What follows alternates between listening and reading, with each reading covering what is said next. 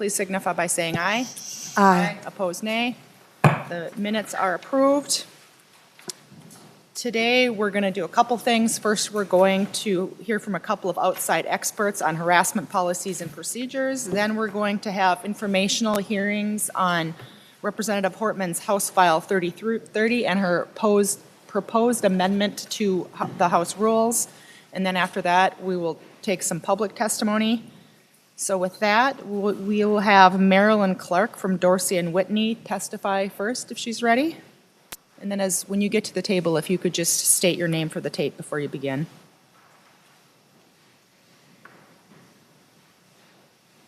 Thank you so much for coming. Thank you, Madam Chair. My name is Marilyn Clark, and I'm here from the law firm of Dorsey and Whitney. And I'd like to provide just a little bit of my background and experience to help you understand what I might bring to the table in terms of this discussion. I've been in private practice in labor and employment for 12 years. And in my practice, I have served as an advisor primarily for employers in putting in place policies and practices around harassment and discrimination. And I've also conducted multiple trainings on this subject. As a litigator, I primarily represent employers, but I've also had the somewhat unique experience of representing individuals as well. So I've had an opportunity to look at this issue from both sides. I additionally have served on a regular basis as an investigator retained by our clients to serve in a neutral capacity to come in and look into allegations of harassment when they arise in the workplace, to serve in a fact-finding capacity and to advise on remedial measures.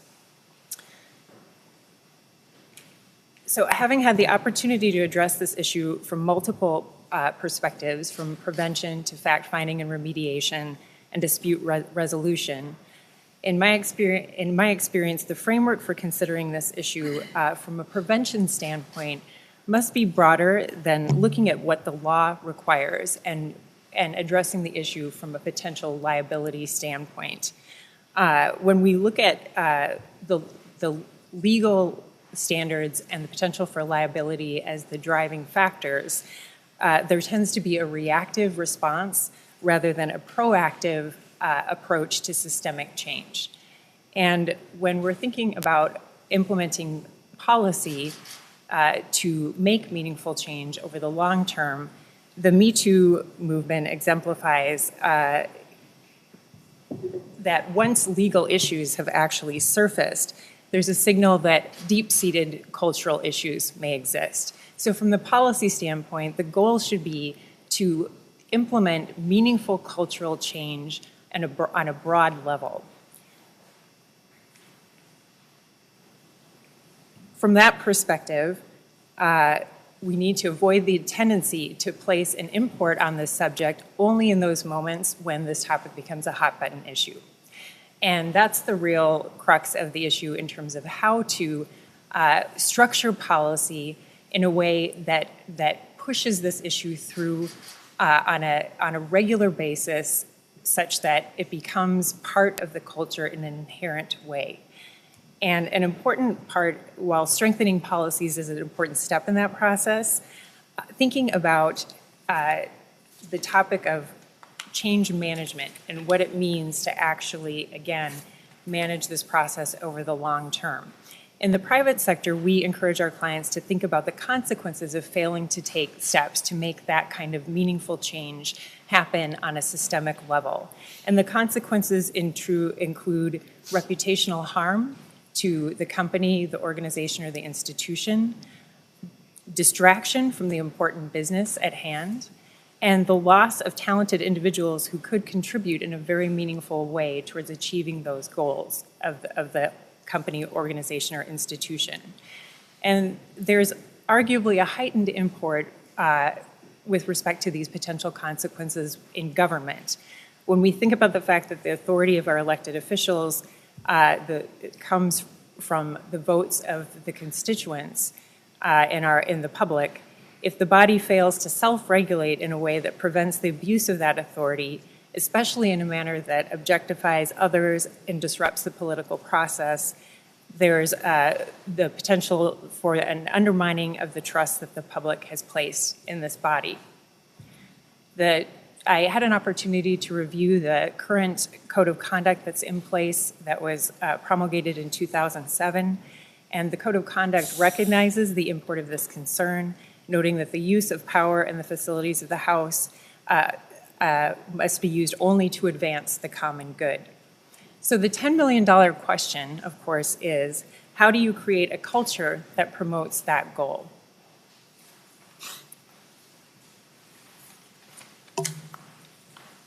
And in my experience, again, working in the private sector, but with a range of employers, both in the context of private companies, institutions, and organizations in the nonprofit sector, I've worked with employers across the range of contexts. And in my view, there are three important components from a policy perspective that employers and organizations need to consider in terms of affecting meaningful change over the long term. The first one is buy-in, that you need to have all of the folks that are involved in the process of ensuring that there is an inclusive and respectful environment bought into the process. And policy can affect this goal by ensuring that there are consequences if those who are part of the body here and are responsible for ensuring that the authority that they've been granted is not abused and the authority of others with whom they work is not abused, that there should be requirements for individuals to come forward to report information that they observe and for there to be consequences if they fail to do so. The second element is encouraging robust reporting by victims. And on this point, I'd like to say just a little bit about the twin cases of Farragher versus Boca Raton and Burlington Industries versus Ellerth. The Supreme Court looked at the issue 20 years ago of what sort of responsibility and liability employers should have for supervisors or managers within their organizations. And I think there's a good analogy here to the authority that members in the House wield. That when you have somebody who has been granted authority, the organization, the body should be held responsible for the consequences of the actions of that individual in a strict liability standpoint. In these twin cases, Farragher and Ellerth, the Supreme Court looked at the issue of a potential affirmative defense for employers. And what the Supreme Court said is that there should be an allocation of responsibility between the employer and employees to ensure that issues of harassment and discrimination are brought forward so that the employer can meaningfully address any issues that might exist. And the concept was that if the employer has no notice or no idea that there's an issue occurring, it has no meaningful opportunity to address that issue. So what the Supreme Court decided was that if the employer exercises reasonable care to prevent and promptly correct any issues of harassment, and if the employee unreasonably fails to take advantage of the preventative and corrective opportunities, then the employer is allowed an affirmative defense. And I raise the decision in these twin cases just to emphasize the import of adopting a meaningful reporting policy and process that truly does promote victims or individuals who have allegations of potential issues with harassment or discrimination to come forward and to be assured that there is a meaningful process in place to, first of all, dig in and investigate and understand what the scope of the issues are, and second, to ensure there's an appropriate remedial process that follows. And of course, one of the largest underlying concerns in terms of promoting a robust reporting process is the fear of retaliation. And when we think about disparate power dynamics that exist, this is certainly a concern in the private sector. It's an issue that exists in virtually all workforces. There are even heightened concerns in certain industries and in certain institutions where there are limited opportunities for employee mobility. And certainly government would be one of those areas. So if individuals fear that if they come forward that they might suffer from consequences to their career that could be essentially career ending, the import of ensuring that policies and procedures have robust consequences for anyone who takes retaliatory action against individuals who comes forward is paramount to ensuring that there is meaningful opportunity for systemic change. Because if the body is not aware of the issues that exist, there's no opportunity to meaningfully remedy what might be occurring out there. And then finally, I wanted to talk a little bit about the investigation process itself. In the private sector, one of the key elements to ensuring that there's a robust investigation process and to ensure that the fear of retaliation isn't something that's going to chill individuals from coming forward with potential concerns is ensuring that there's somebody in a neutral capacity and with expert credentials to participate in that investigation process. If employees and other individuals who believe that they may have been subject to harassing or discriminatory conduct don't feel that there are going to be individuals involved in the investigation process who are going to serve in a neutral capacity, if they feel that there might be bias in that process, that will have a chilling effect as well.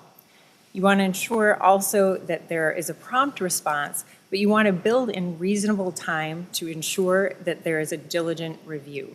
And sometimes what constitutes a diligent review can be something that is a time-consuming process.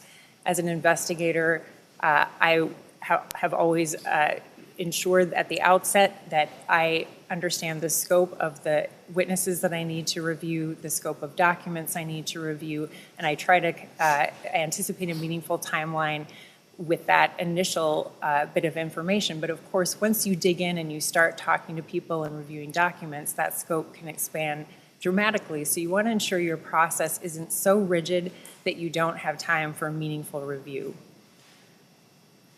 Another component of a reasonable investigation process is ensuring confidentiality is protected to the extent reasonably possible, but making clear up front to members, employees, other individuals who might be impacted and who might be considering coming forward, that they can't expect absolute confidentiality, that the body needs to ensure that there is the capacity to share information as needed to get to the bottom of the issue, and of course to share information as required by law.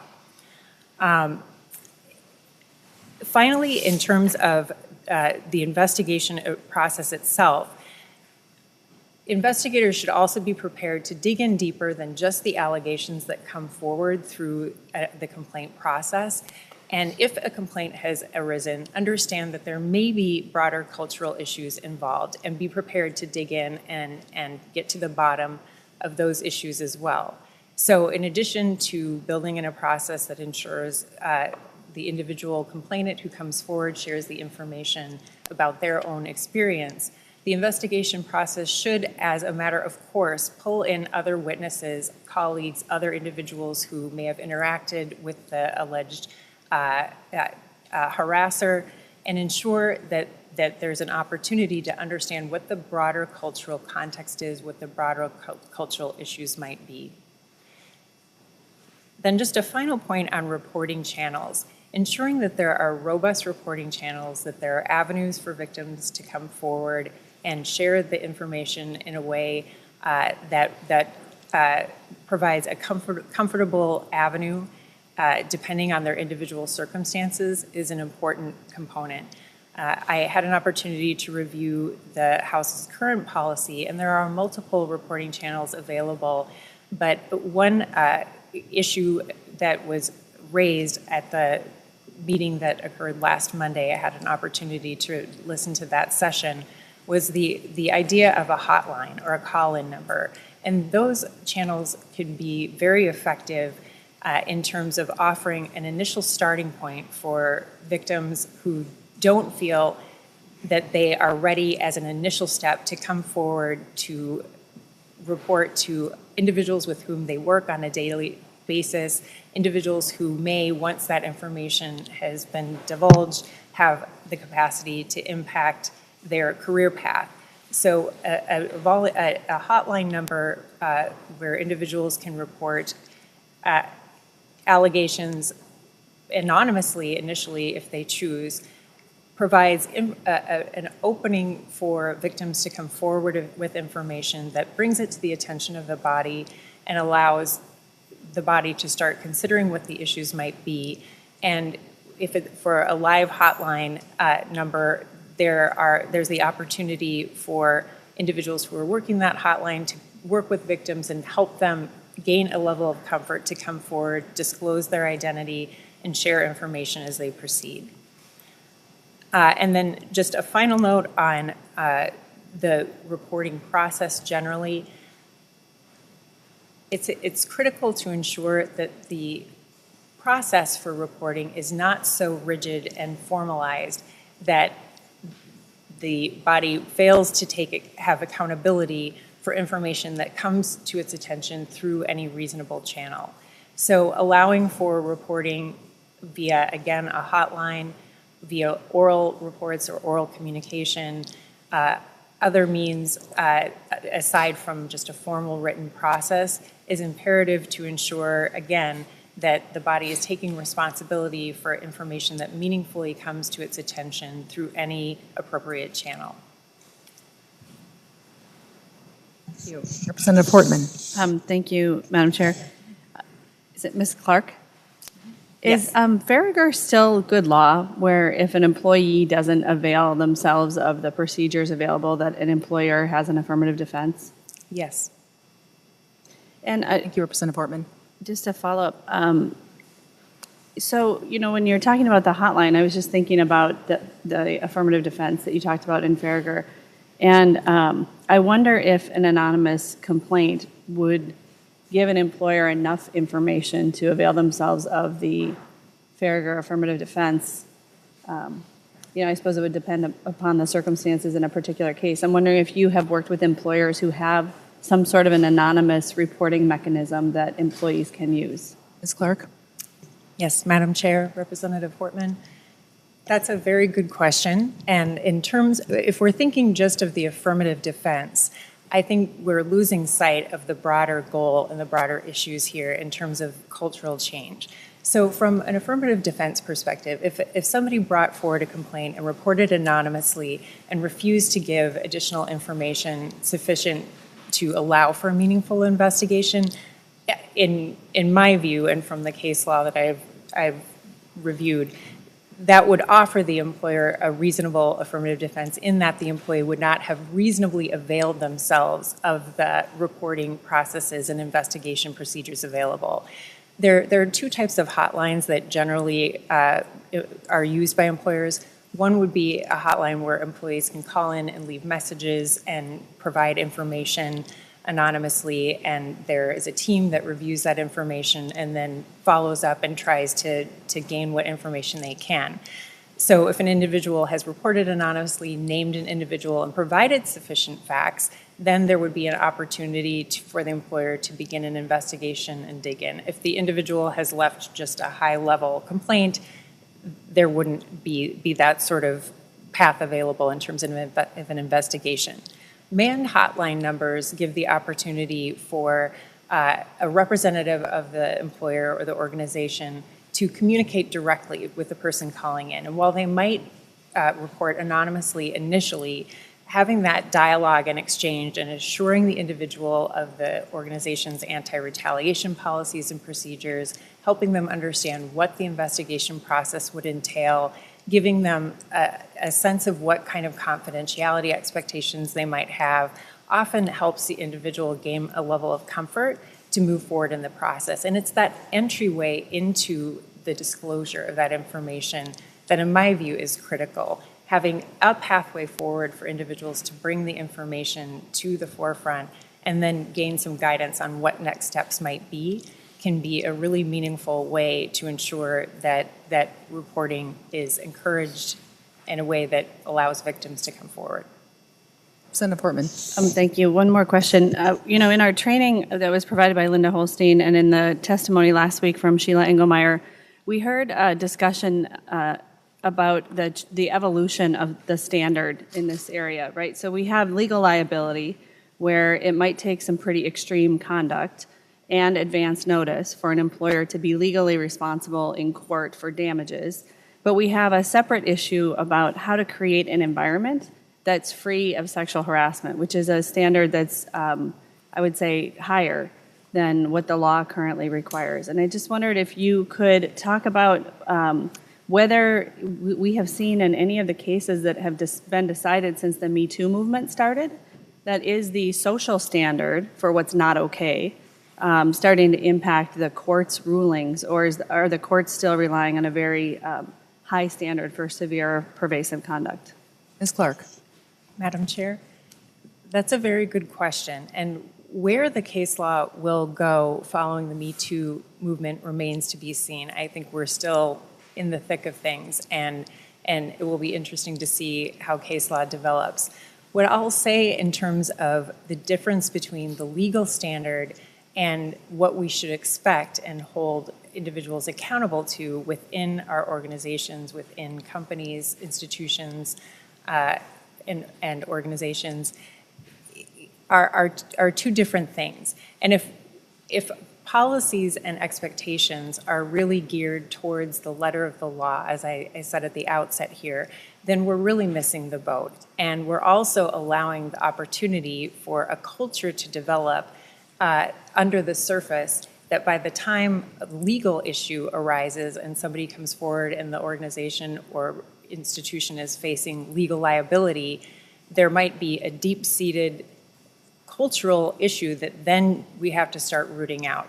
So from a policy perspective, starting somewhere different than what the letter of the law is the best approach in my view. That the body should decide for itself what the expectations are for members, and for, especially given, again, the authority that they wield that is afforded to them by the electorate, and ensure that what the expectations are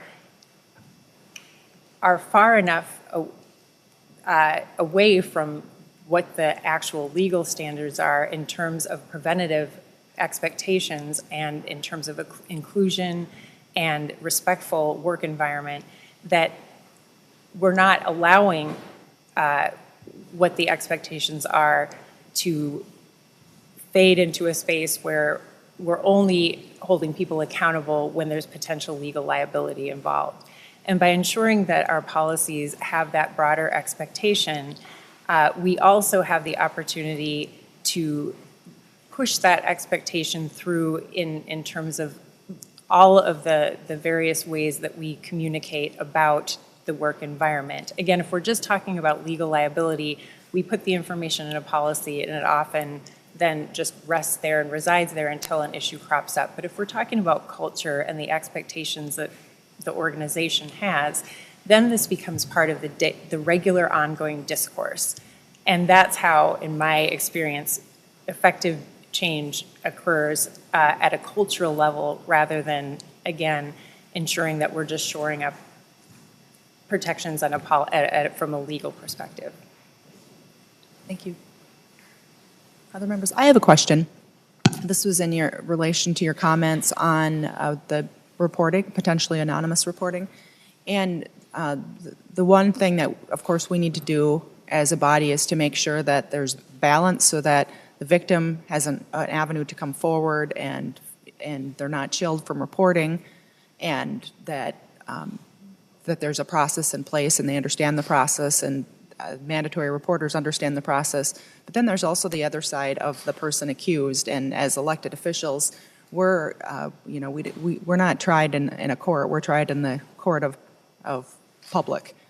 And so I guess my question is, where does due process fit into this? How does that work, or how do we ensure that?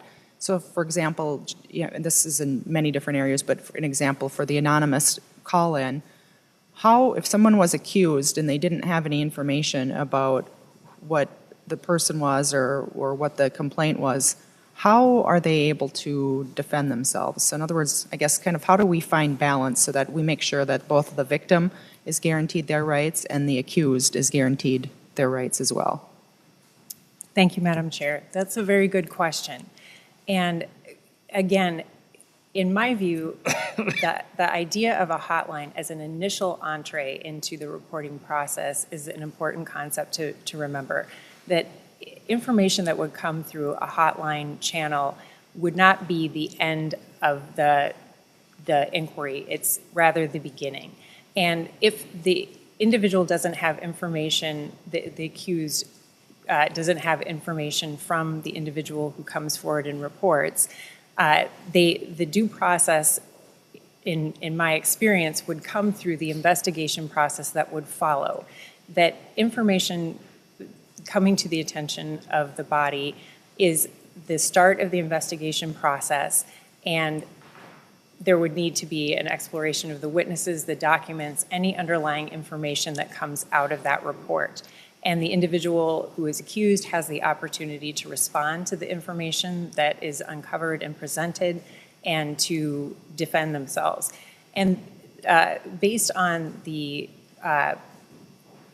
review that I did of the comments that were raised last week during the discussion about the internal process here, and I'll say in advance that I'm certainly not an expert on the processes that are involved here, but the discussion, if I recall, involved some sort of initial step that would occur outside of the public view for an initial analysis and review of the allegations to determine whether there was merit to proceed with an investigation or a process that would be in the public view.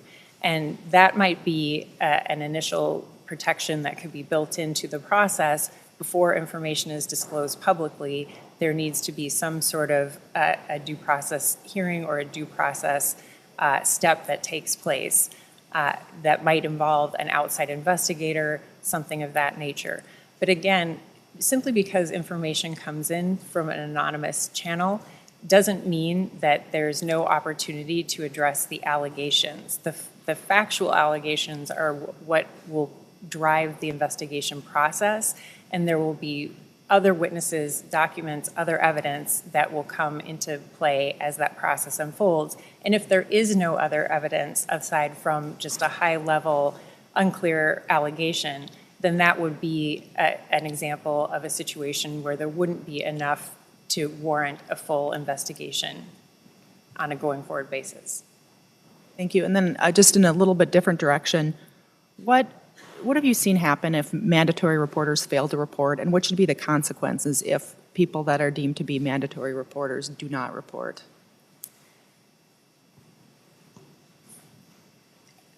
Talking about what the consequences should be in any given situation in this context, of course, depends on the facts and circumstances that exist in any individual situation.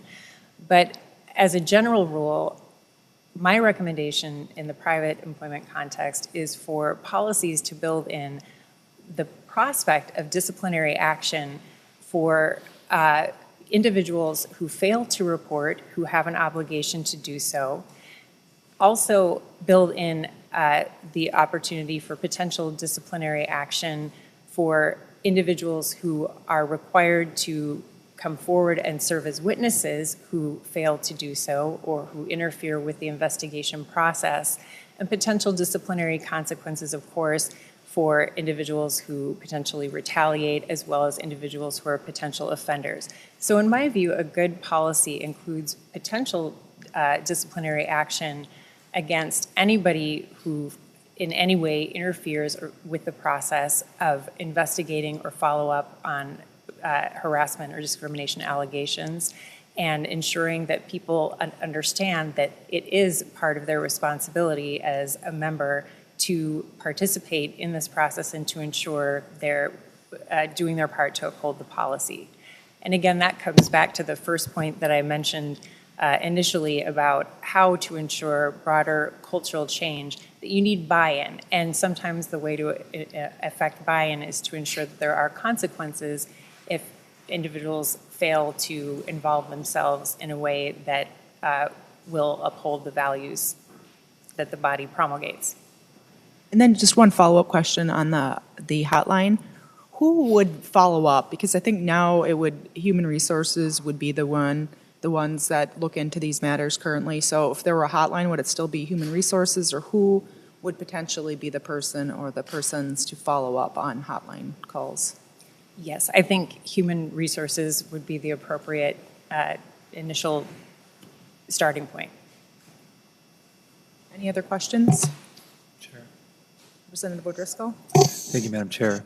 Ms. Clark, listening to the discussion today, I just have a follow-up on what the chair was saying, and that is oftentimes public officials are tried in the court of public opinion versus the court of law. In your experiences, are there boundaries that would be drawn in a situation, and you probably haven't had a lot of situations like a public entity like the legislature, but where there may be, as a citizen legislature, there are members who have other employment, who have other relationships back in their districts and away from the Capitol. Would you envision that those items would be something that we would need to incorporate or should incorporate into this policy that we're considering developing as well? Ms. Clark? Thank you, Madam Chair. Just to ensure I understand your question, are you wondering whether actions that occur outside of the legislature in private employment by a member should be part of the internal policies of the House in terms of prohibited conduct? Representative O'Driscoll? Thank you, Madam Chair. Ms. Clark, I not specifically, I'm just thinking, if you want to put it into two categories, there's your job as a legislator and how you might conduct yourself, and then there's other activities that you might be involved with and how you may conduct yourself. I'm wondering if one set of activities might transcend into, from private or away from the Capitol, into your duties as a legislator, and do you feel that those things should be a part of the policy that we are undertaking here today? Ms. Clark? Thank you, Madam Chair. That's a very interesting question. And in the private sector, the way that issues outside of the scope of employment are dealt with are typically through broader employment agreements between the company and individuals, typically executives who would have roles outside of the organization that might impact how they're viewed as part of the company and might also be viewed to influence how others might perceive their use of authority within the company, again, based on that outside conduct. And employment agreements typically include the potential for consequences if individuals have engaged in any conduct or any activity that includes acts of moral turpitude or unlawful behavior, whether it's inside the company or outside the company. Those kinds of activities and conduct that would have consequences on their reputation and by virtue of their relationship with the company's reputation. So certainly in government, there might be the consideration for whether what a member does outside of the legislature impacts how they're going to be perceived within this body and how that might impact their credibility and ability to proceed as a member.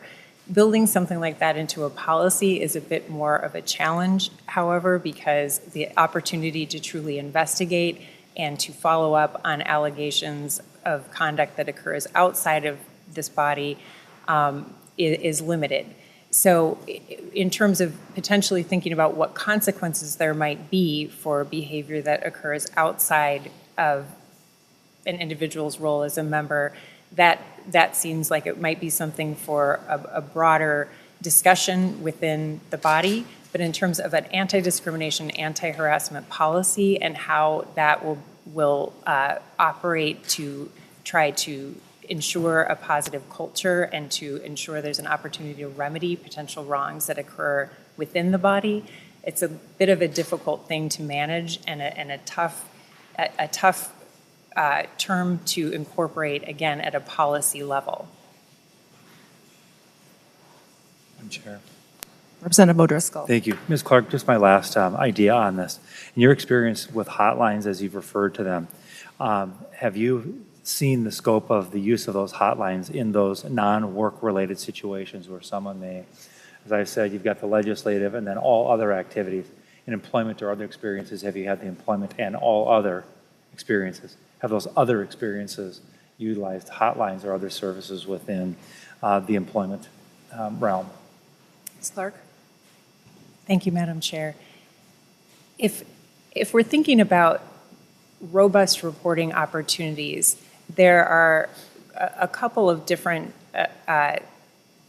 issues that we need to think of in terms of who might be impacted. So if we're talking about individuals who are not either members or employees of the House that might have experienced discrimination or harassment by a member or an employee, and those might be members of the public, lobbyists, others with whom members or employees come into contact with.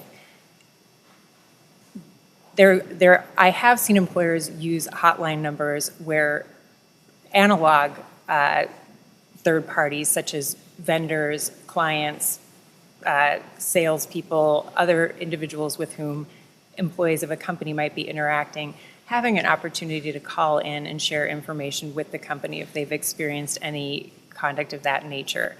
Again, the opportunity to ensure there's adequate follow-up and fully investigate is limited if there is a complaint raised by a third party that is not within the control of or subject to the policies of the company or the organization.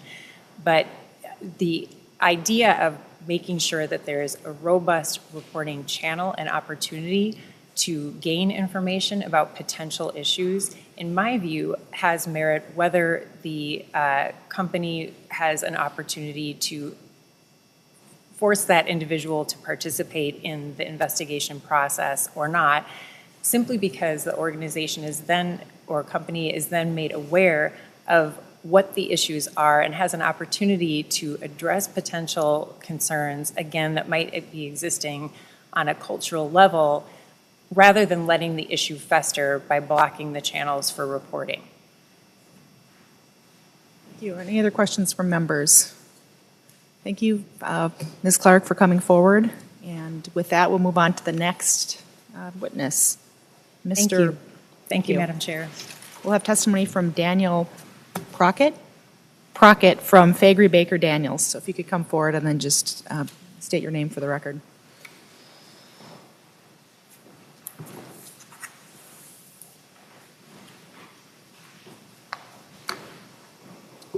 Thanks for coming today. Thank you, Madam Chairperson and members of the subcommittee, for allowing me the opportunity to speak today. I commend the subcommittee's commitment to encourage and support a safe work environment for House members, staff, lobbyists, media, and the public. My name is Dan Prockett. I'm a partner with the law firm of Faegre Baker Daniels. I have practiced at Faegre Baker Daniels for more than 15 years, specializing in employment law.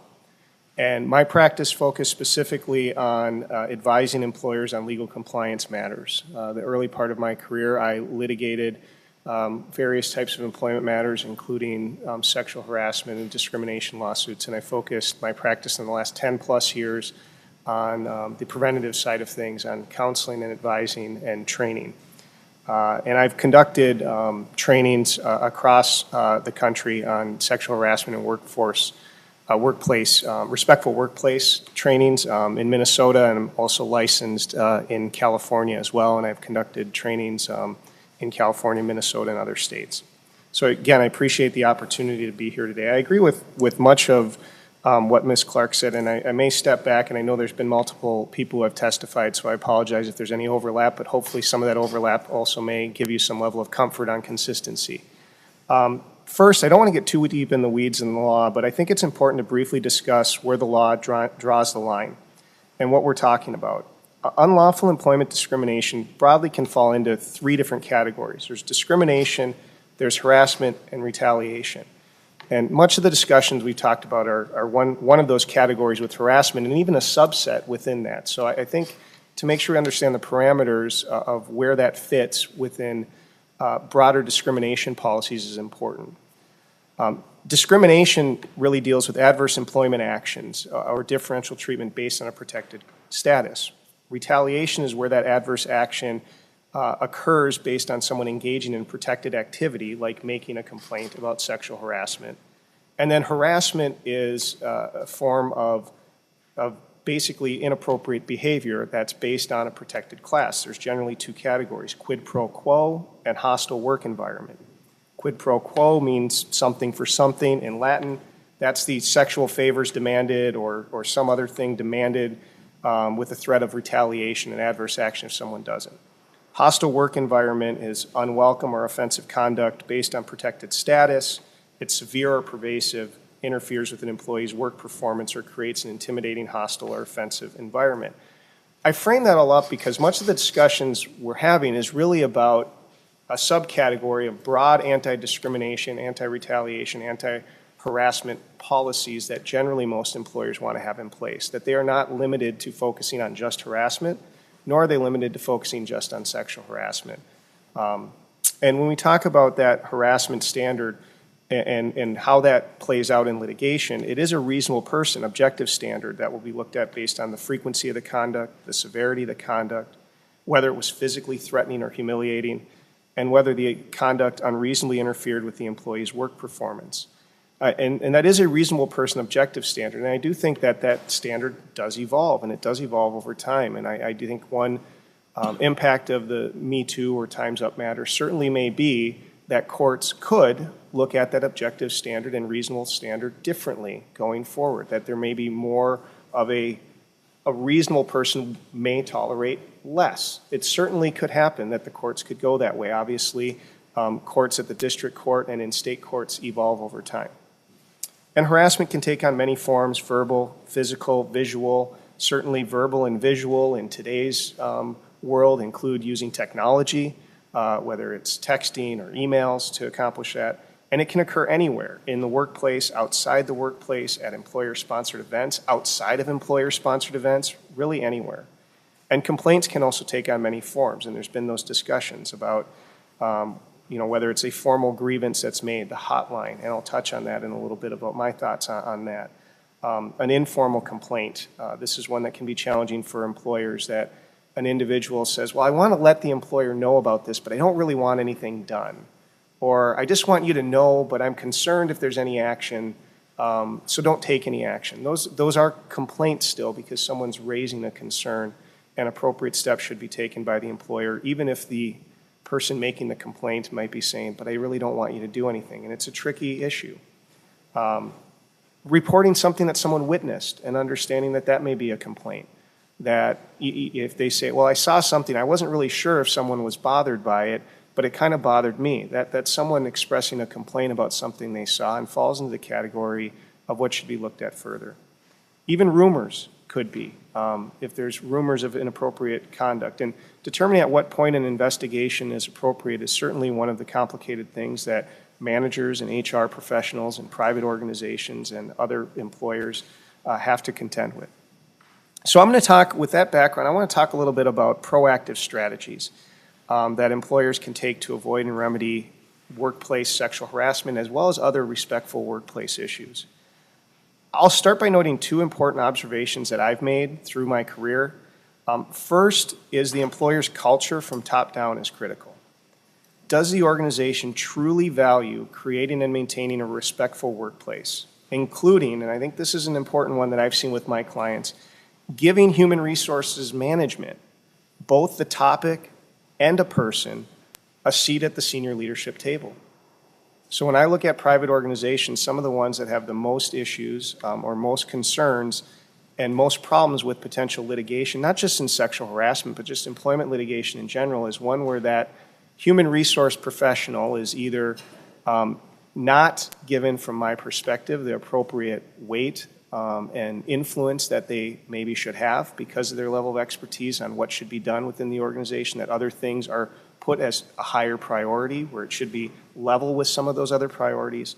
And also the capacity of the person sometimes may not be at that level.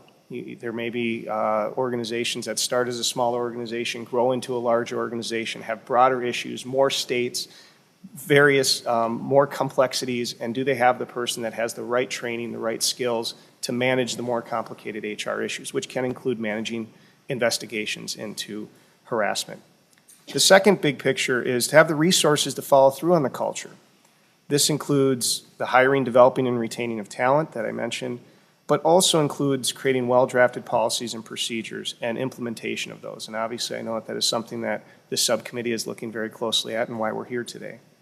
So based on those observations, I recommend that to my employers that are considering appropriate responses to the heightened attention that sexual harassment is getting in the sexual harassment in the workplace is getting, is to take kind of two broad categories, and I'm going to break it down into some subparts. One is address the culture. And how do you do that? Well, you can gather and assess information. Consider whether there's any real or perceived workplace culture issues. Consider a workplace climate survey. Those are things that some employers have done. Obviously, it needs to be well crafted. There's various types of surveys out there. The Harvard Business Journal included one example in its recent January 2018 Big Idea Managing hashtag #MeToo publication, which has inputs from a number of different resources. But you have to have a goal in mind before you gather and assess the information. So when I'm talking to private employers, you say, if you're going to gather information about potentially looking at what you're doing well or what you need to improve, and you want candid feedback from your employees on it, then be prepared to respond and take action based on that information that's learned.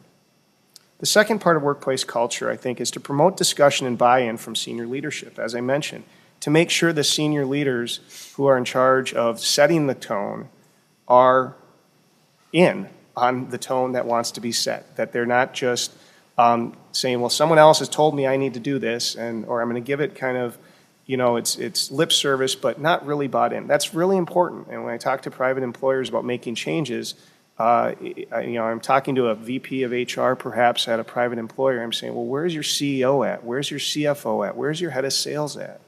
And we have to make sure that those senior leaders are on the same page if we're looking at changing culture.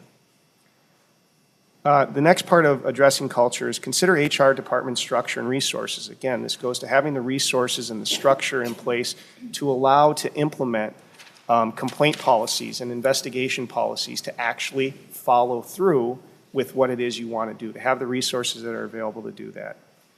And another issue, and again, I don't know how this fits in the legislature in the same way, but it is something that is very much a reality in private employers that we've been talking about, is consider culture and treatment of others as part of the evaluation and compensation structure.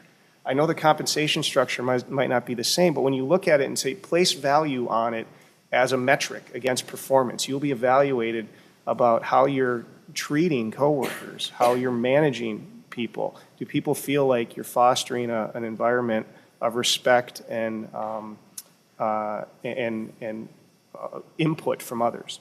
So the second, that's the address workplace culture kind of in the broad category. And the second is review existing policies and procedures. Review the workplace policies, which I know you're doing. Look at those. Determine where there can be improvements made. Make those improvements. Review the complaint and investigation procedures. We've talked some about investigation, and I think in looking at it, looking at the policy, does the overall tone of the policy encourage early reporting and provide easy and comfortable alternatives for discussing concerns before they become complaints? And the hotline option is certainly one that many employers use, that Ms. Clark discussed, and I think it can be a valuable tool. When I talk to employers, my goal, if I'm trying to help them create an environment that limits risk and limits litigation exposure, which is really what I'm trying to do for my clients on a daily basis, is hopefully you've created a culture where someone doesn't feel, ideally, like they need to resort to an anonymous hotline to make their concerns known and to have them be adequately addressed.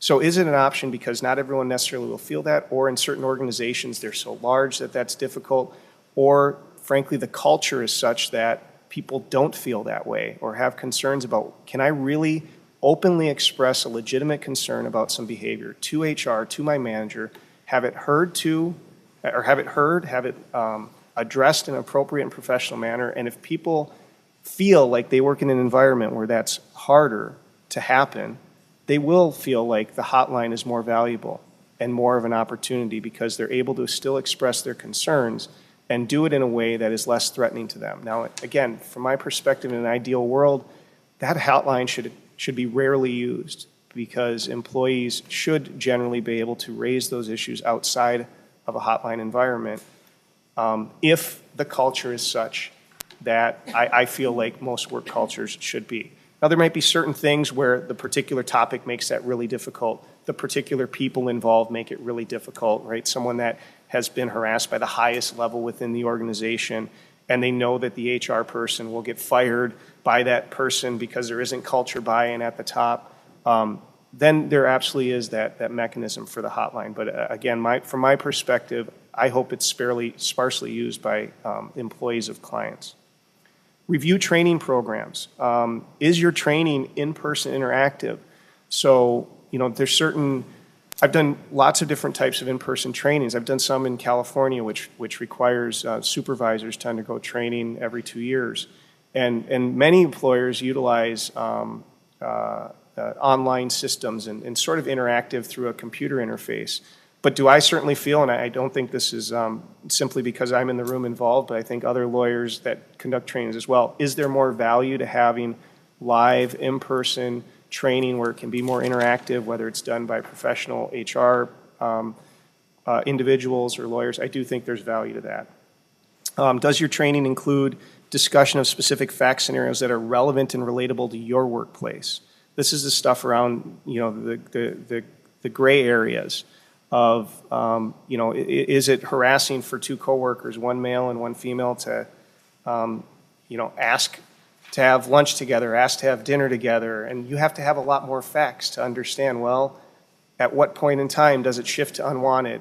Or does it shift to you're not including someone of another gender because you're just afraid you're going to be accused of harassment? And that's also a very real issue, which also is something that employers need to consider. Again, a culture where there's a presumption of good intentions can certainly help limit those risks.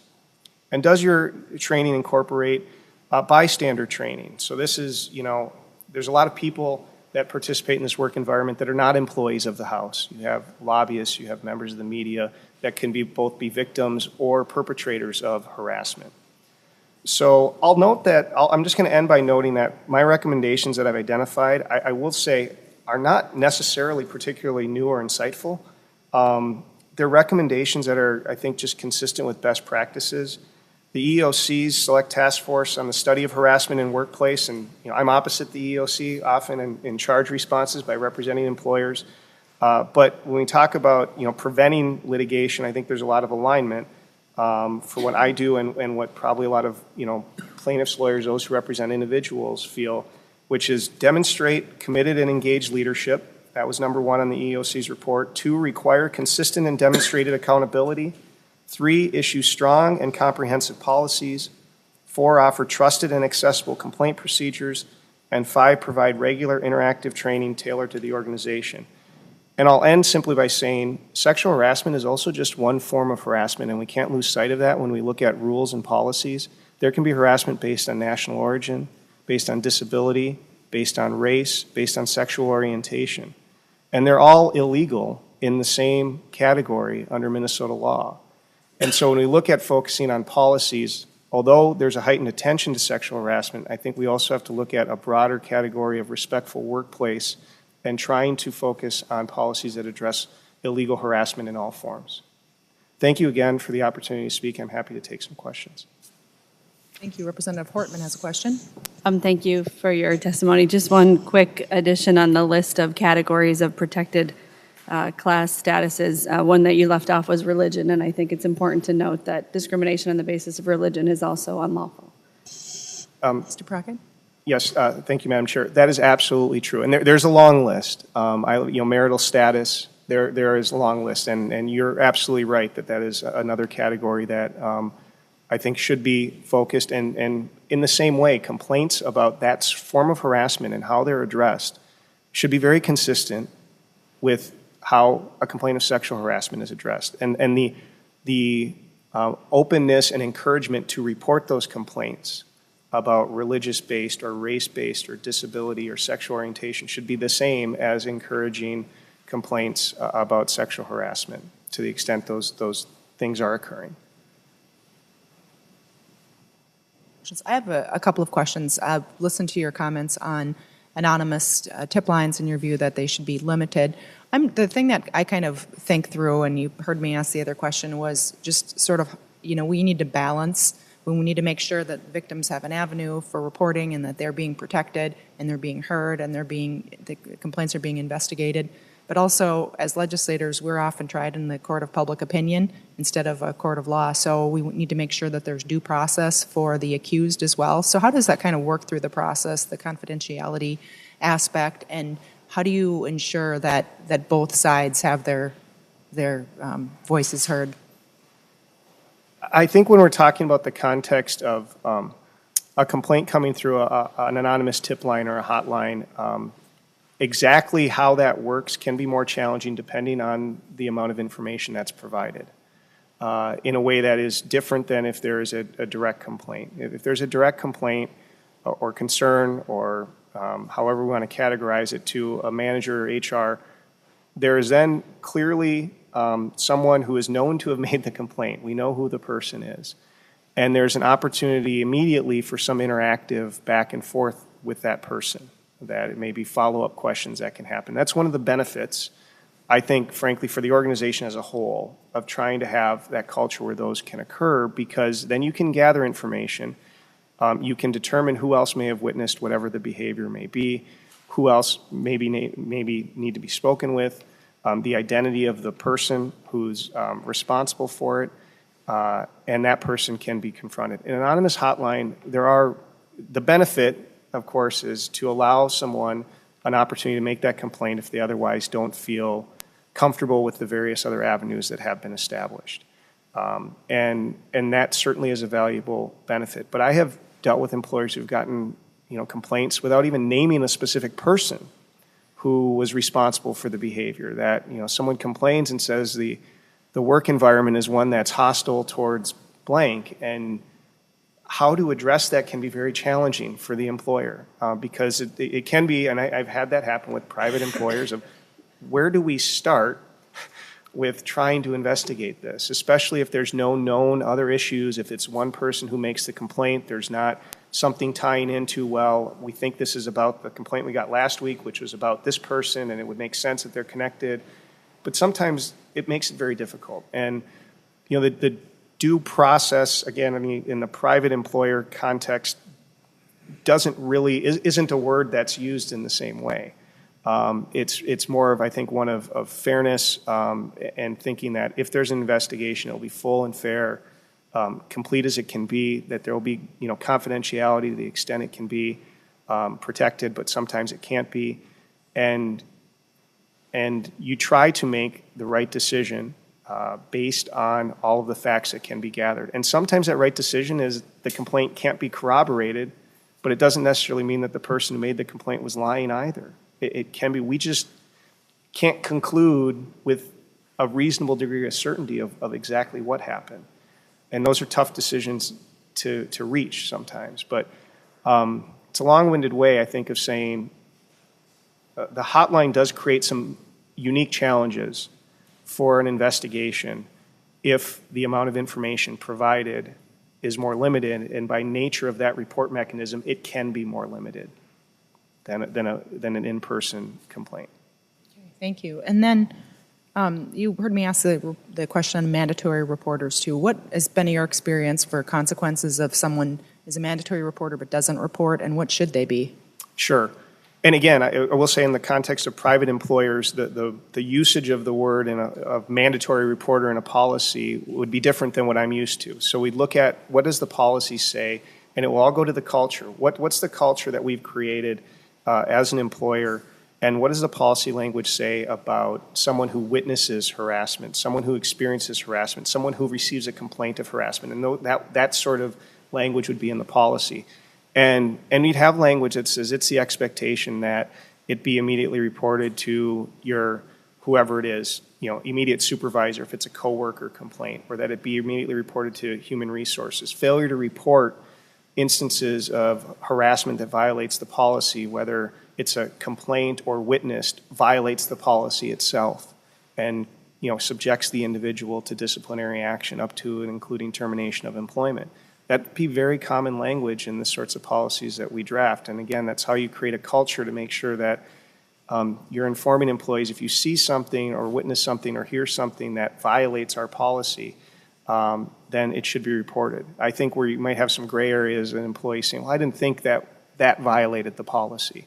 That what in the investigation could go into, well, should the employee have made the report?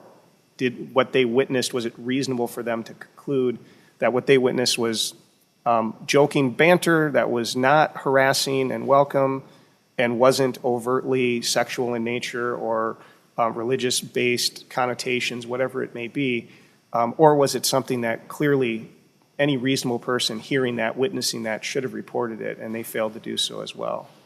Yeah, the other gray area we have is that as legislators, we don't have a direct supervisor. Our supervisors are our constituents, so there is no way to discipline them from an employment standpoint directly.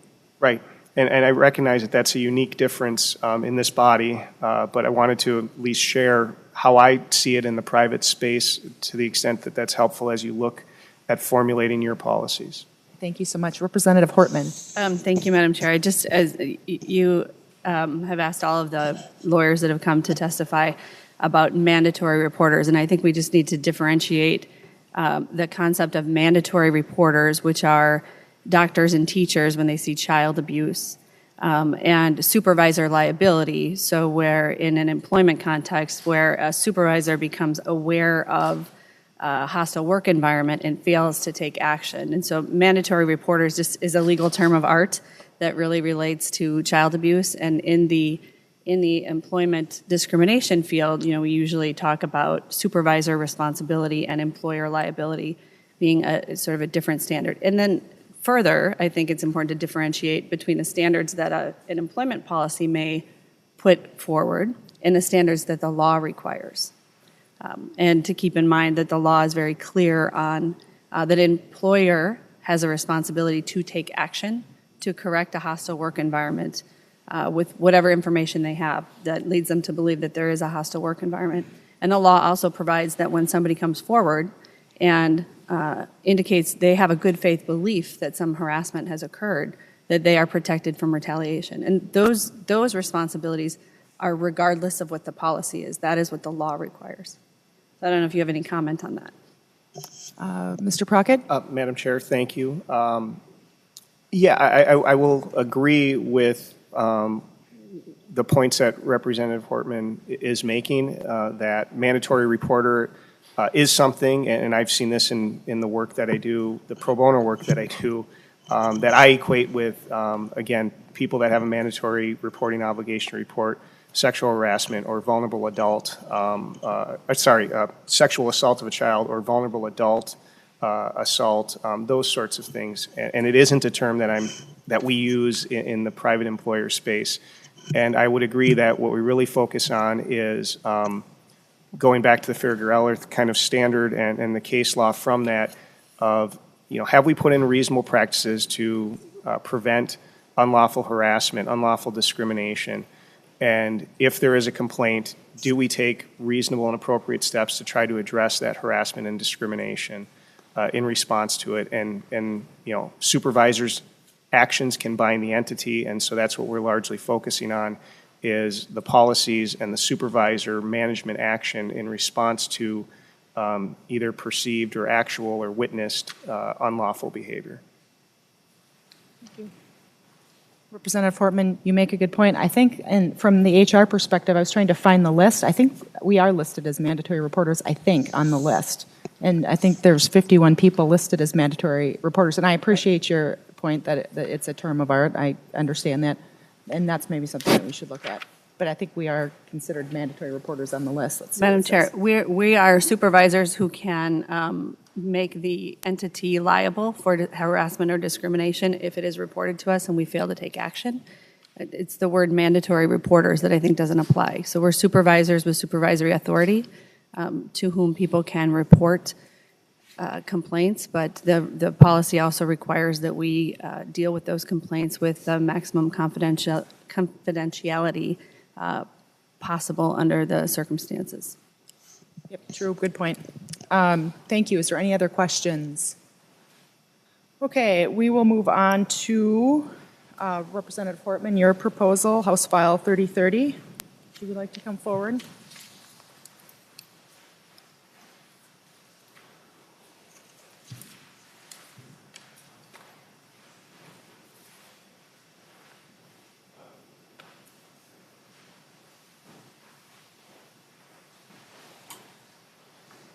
Go ahead. Good morning, Madam Chair, members. So I have two proposals before the committee today, and they both relate to the establishment of a task force. You may recall in the fall that two young women came forward to report situations of inappropriate conduct this fall. One individual reported inappropriate conduct of a DFL senator, and another young woman reported inappropriate conduct of a Republican state House representative, and both of those individuals have since resigned, and we've had special elections. At the time that those young women came forward, one of the issues that they brought to light is that there is not a reporting mechanism for people who don't work here at the legislature. We subsequently found out that there was additional inappropriate conduct by the Republican representative that involved a lobbyist. And the lobbyist really had no mechanism by which to come forward and report what she felt was inappropriate conduct. Because to come forward means that all of a sudden everybody knows who's complaining about whom, and then, will that lobbyist ever get a hearing again in front of that committee or other sympathetic committee chairs committees? So we clearly had a problem that we needed to address, which is evidenced by the resignation and subsequent special election in two positions in the Minnesota legislature in 2017 and 2018. So in looking at this issue, the young women who came forward suggested that we form a task force, and they sent that request that we form a task force to all of the leaders of the House and the Senate, the leaders of the two major political parties, and to the governor. And the proposal was extremely well crafted in calling upon employment law professionals and human resources professionals to take a look at our existing system and to determine whether we need to create a new mechanism for people outside the entity, given that two of the three complainants in the fall were people who were not employees of the House or the Senate. I thought it was an eminently reasonable suggestion. It would have cost us nothing, still would cost us nothing. And I think the testimony from the lawyers who've been before this committee so far have shown us that they have a wealth of knowledge and expertise in the field that we simply don't possess. This legislative session, we have 13 weeks, 12 if you take the week out that we're off for Easter. We have a $329 million surplus to figure out what to do with. We have an enormous, complicated issue of federal tax conformity in front of us, the opioid epidemic, the MNLARS debacle, and this issue deserves careful thought and attention. And I think that outside professionals have better experience and expertise to do this work than we do, especially in the very limited time that we're here in St. Paul in 2018. My experience is 23 years practicing law. My first few years out of law school, I was at the Legal Aid Society, where I sued landlords who were accused of racial, sexual, or disability discrimination. Then I went on to work in private firms, including my own, and the Ryder Bennett Law Firm, where I mainly represented individuals who were accused of discrimination, but also represented plaintiffs. And I spent a couple years at the head of a county attorney's office doing employer harassment and discrimination training and defense work. For 10 years, I practiced employment law at a private company where I did the annual trainings on anti-harassment and anti-discrimination. And throughout the 23 years I've been practicing, I've taught several CLEs on harassment and discrimination. And in that experience, I know there is a robust community of professionals in Minnesota who work on these issues day in and day out, and that their expertise and their knowledge would be very helpful to us. They also have the day-to-day practical interaction with these facts on the ground. This is all they do, all day, every day. They represent employers large and small. we feel here at the legislature that we have a unique institution and we have unique problems with sexual harassment and discrimination, but we're not unlike other entities. We have the media and lobbyists interacting with us. Those are like outside vendors for other companies. And we have our constituents, and those are like other companies' customers. So I don't think that our problems are really that unique, and I think the professional experiences that the human resources professionals in the Twin Cities and the employment law professionals in the Twin Cities have could really inform us. Finally, I think if we had an outside task force, we would get better input from the people who are concerned about our culture, but who are also concerned about retaliation. We know that this committee has asked the lobbying community to testify, and they have politely declined the opportunity to come to this committee and to tell us what's wrong with our culture. And that tells us that something's wrong with our culture. But they might be more willing to talk to lawyers or human resources professionals outside the entity so that we could get that indirect feedback, whether it's reporters who cover us or lobbyists who seek to move legislation through these bodies. I think that if we had a task force of professionals that they could interact with, that we would get more frank and useful input on changes we might be able to make. And Madam Chair, I have at least 2 testifiers that I'm aware of, Lindsay Port and Aaron McQuaid. I had Lindsay Port on it, but yes, they both may come up.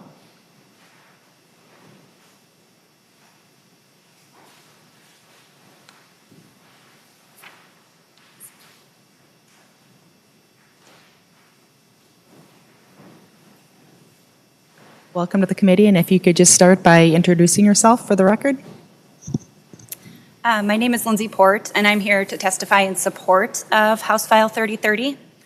Chairwoman Pepin and committee members, thank you for taking the time to hear this bill, and thank you, Leader Hortman and Representative McQuaid and Becker-Finn for authoring it. I also want to thank you for the excellent testimony and discussions that have gone on in previous meetings of this subcommittee. Personally, I am very thankful for the weight and seriousness that you are giving these issues and the thoughtful way you've begun this process. As a candidate for the House in 2015, I was groped by then Representative Dan Schoen. I reported the harassment to a member of leadership who reported it internally. I was told he was disciplined, but since I was not an employee of the House, I was not privy to the details of the investigation or any repercussions.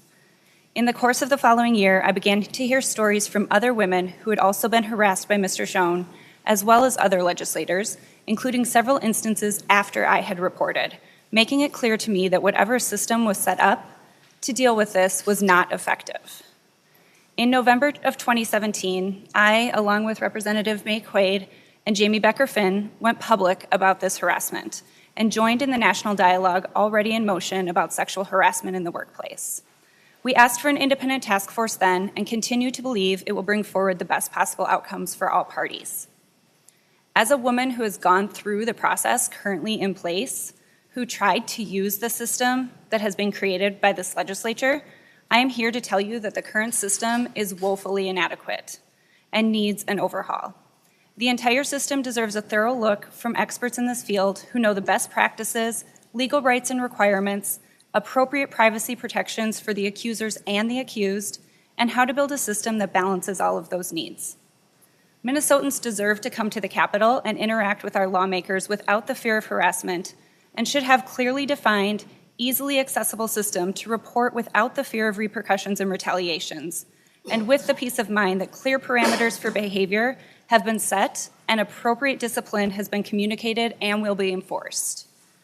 No matter if you're a candidate, a lobbyist, a lawmaker, a visitor, a staff member, journalist, or advocate, you should feel safe interacting with our legislators. In the political world, it's often unclear who is responsible for ensuring safe workplaces in different situations. Who is the boss of a legislator, a candidate? What if a member of leadership is the one that's harassed? I don't believe that the harassment that we brought forward and that others reported after us came as a surprise to very many of you sitting here today. Perhaps it felt like the system was the best that could be hoped for in this complex power structure of the Capitol. I'm here to tell you that as a constituent of this legislature, as a Minnesotan, as a mom, I demand better. And since this issue has been given to the subcommittee, I believe that it's your responsibility to ensure that we have the best possible system in place to advocate on my behalf and to take seriously our request for an independent task force. Thank you for your time. Thank you so much, Ms. Poor, for coming forward. Representative Makewaid? Thank you, Madam Chair. Thank you, committee. I won't take up too much time because I think what Lindsay said is really important. Having been a candidate when this first happened to me, there isn't that clear reporting structure because there is no boss of a candidate. Oftentimes their campaigns are on their own. It's a gray area. But I also want to say now that being a representative, I see all the ways in which this body uses its own privilege to protect itself. We are exempted from the Data Practices Act. I wasn't privy to the details of the investigation that I was part of from the sexual harassment that I experienced.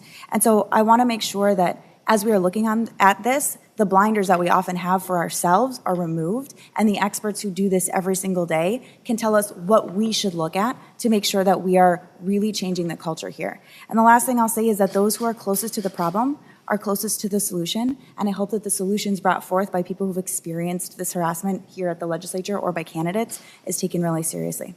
Thank you. Thank you so much. Do I have questions from members? Now I have a few. Representative O'Driscoll. Thank you, Madam Chair. It's to the bill author. Representative Hortman, on line 2.18 in the duties and report required, it states at number 4, any other issues the task force determines relevant to ensure that the state capitol complex provides a safe and respectful work environment, and it continues on. Can you, as the bill author, give me maybe some kind of an idea of what that might be that we didn't enumerate in the bill that we just put in that catch-all category? Thank you, Representative Hortman. Thank you, Representative O'Driscoll. Well, just to go through subdivision 2 in its entirety, what the task force would be charged with would be coming up with procedures for reporting, giving us advice on training, coming up with a nonpartisan process for receiving complaints for both us and outsiders. And then any other issues category is to allow those professionals to give us advice on topics that we may need advice on, but we didn't think to put in the request for the task force. Chair. Representative O'Driscoll. Thank you, Madam Chair. Thank you, Representative Hortman. And the only other question or clarification, I guess, is more than a question.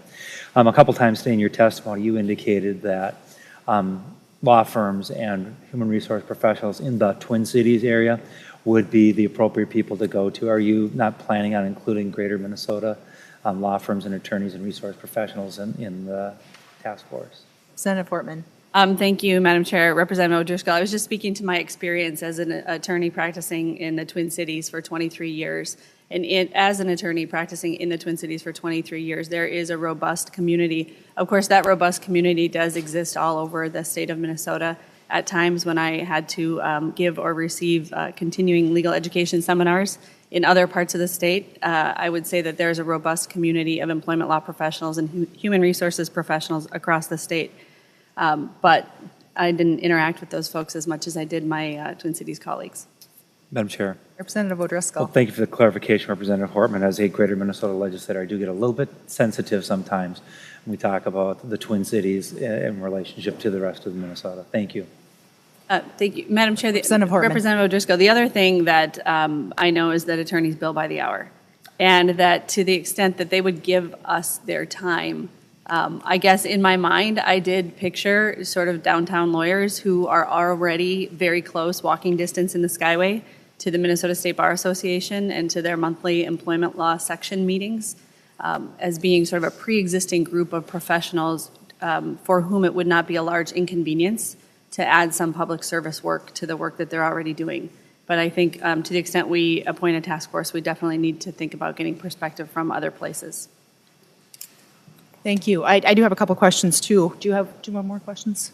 I have a few questions just on the task force itself. How would that work? I'm concerned about transparency. So it doesn't specifically outline in here that I can see, but so would legislators be able to testify in front of this task force? Would members of the public, lobbyists, media, how would we bring transparency to such a task force so that we could see what was going on and that we would, potentially be able to participate in the process? Thank you, Madam Chair. I think that's a good question for House research on the typical construct that we put on task forces. I have 6 pages of task forces that this legislature has appointed over the years, and they function in a variety of mechanisms, some with very public conversations and some with more private interactions.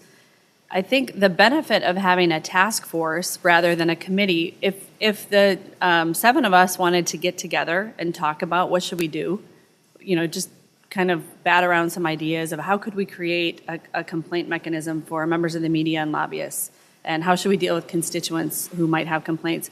We would have to notice the committee, and we would have to record it, and the public would be here, and there wouldn't be that kind of free give and take. As long as we had a quorum of the committee, we couldn't have any sort of off-the-record discussion, those of us who are on this committee. My understanding is that a task force functions a little bit differently, and there's a little bit more of a casual work environment that's allowed, so there could be more of that kind of casual give and take where somebody has the space to throw out an idea that totally wouldn't work, and that in retrospect might look dumb, but they can throw it on the table to get the conversation going, and that's not something we really have a great opportunity to do in this highly formalized committee structure that we have in the House. So I guess I'm still not clear, though. So, I mean, presumably someone would have to give these task force members guidance. So would they be then required to, are you saying that it would be closed to the public and closed to people from testifying, or would it be open, or how, wouldn't we have to lay it out in this bill itself so that the parameters are clear to all involved, or how do you envision that happening? Oh, well, Madam Chair, I think, again, House Research could give us perspective of the variety of different ways this has been handled, but I've participated in a number of processes on solid waste management. So the legislature has had an issue brought to it and said, well, we don't have the expertise right now to solve this problem, so we're going to send MPCA and a bunch of industry professionals off to discuss, so whether it's people who are experts in construction demolition or municipal solid waste or waste to energy. And then there were a variety of informal meetings of those professionals who were appointed to the stakeholder groups. I think we had this in the paint industry before we got our paint stewardship bill passed. And I know we had a solid waste commission in the 80s that was very, very successful. So I think there are a lot of different ways it can happen. But there are casual interactions that are less available to the public, but still there are opportunities for the public to give input to these groups that we've set up. So then would the task force itself, I'm still not feeling like there's a clear answer, because I feel like, I mean, this is a very thoughtful proposal, but I feel like we would need to identify what the parameters are, because otherwise it would be the folks on the task force themselves that were deciding whether or not there would be transparency to the public, or whether what meetings would be closed to the public and which meetings weren't open. And I'm not trying to be difficult. I'm just trying to work through the process of how that would work, because I think that there could be a lot of room for us to be critiqued in that if we don't have any control over the parameters. You're basically going to have some people in here that don't necessarily have a strong connection to the legislature, that somebody is going to have to guide them into how this process would work, and whether or not they should be taking testimony from legislators, from members, from the press, from the public, and unless we're guiding them and telling them. So I feel like if we were to go forward with a proposal, we'd have to be more clear on exactly what the expectations were. I don't think it would be very fair, in other words, to have some employment law attorneys who are a little bit out of their realm in this task force to ask them to decide for themselves. So if you could comment on that, and I don't know, and then Representative Freiberg, you can go after that. Thank you, Madam Chair.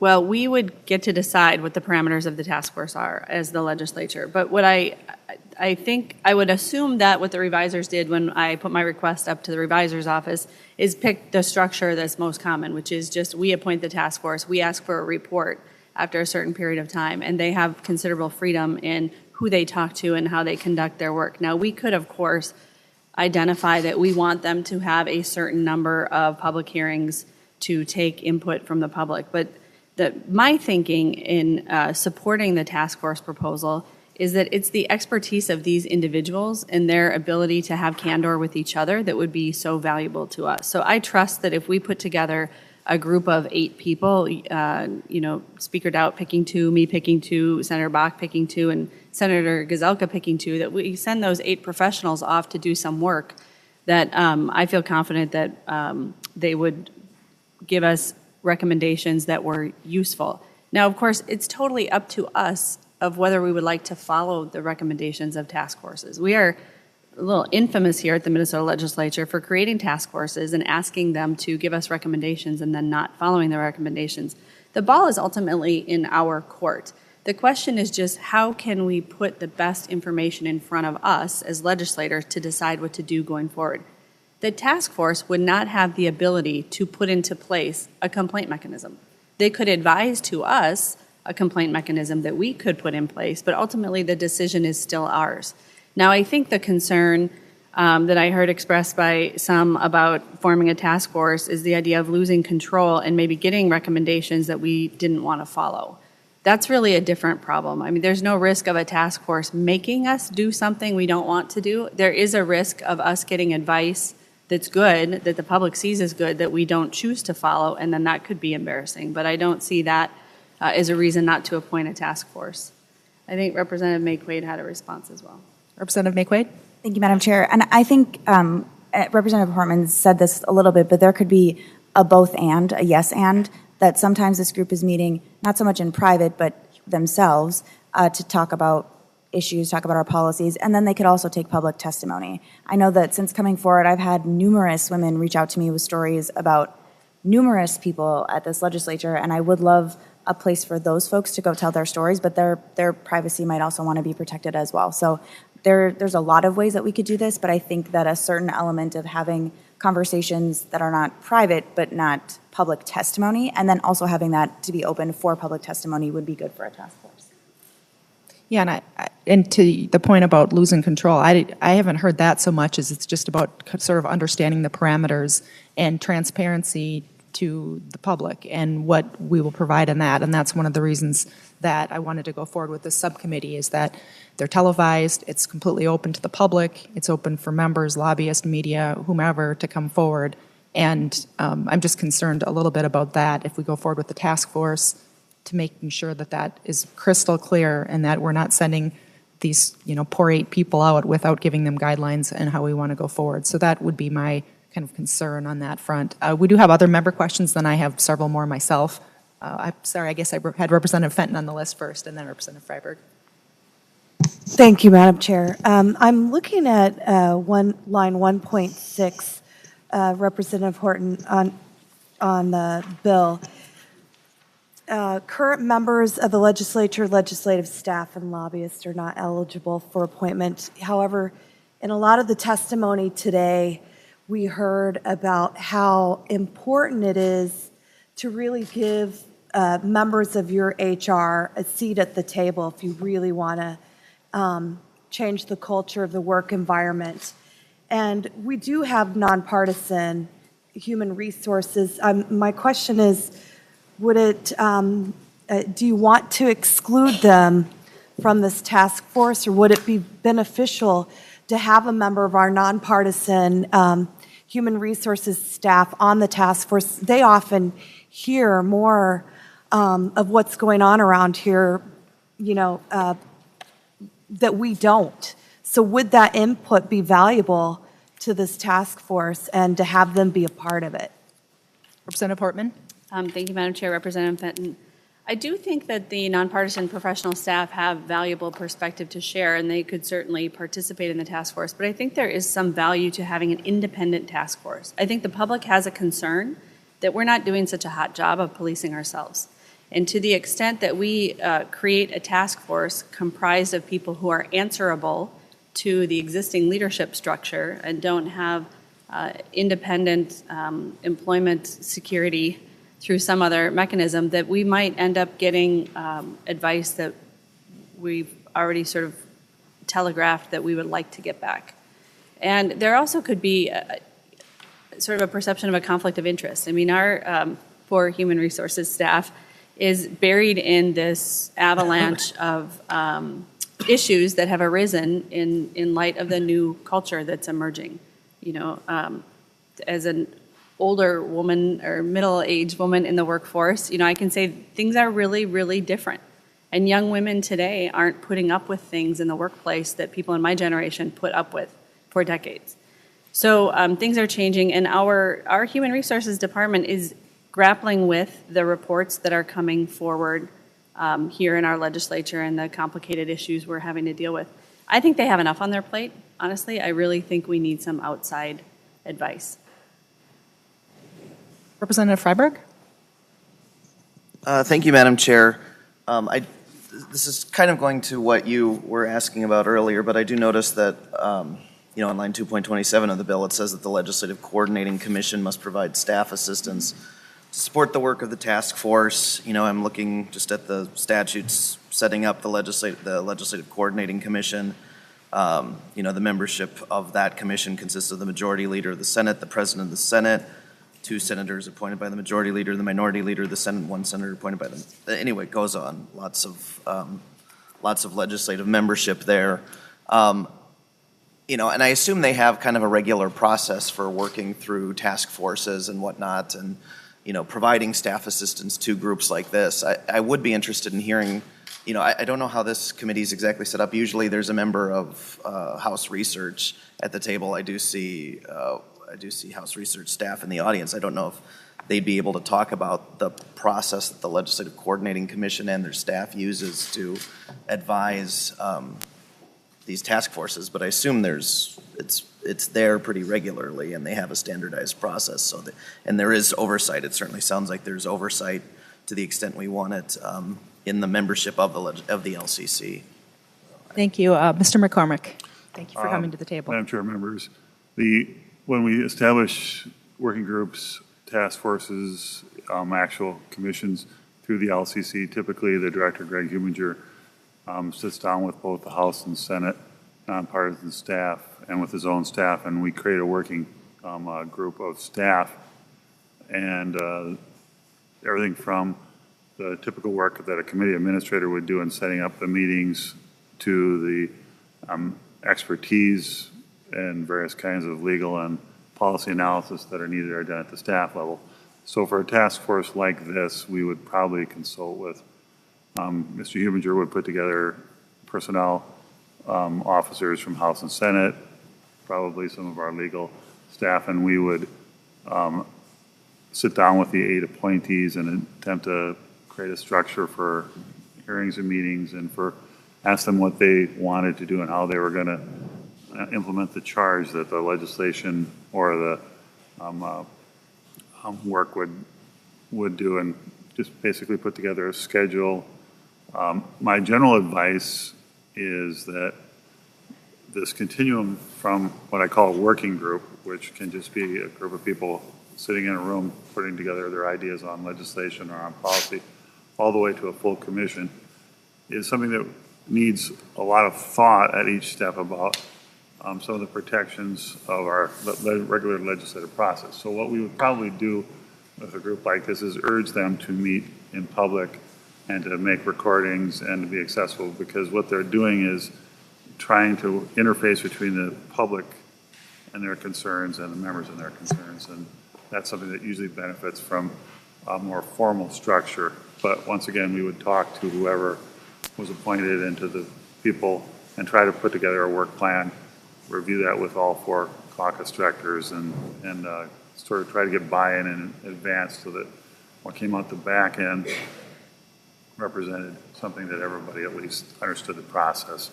And the other thing I would note is that on something like this, Representative Hortman's dead right, there's nothing that is here that is not advisory.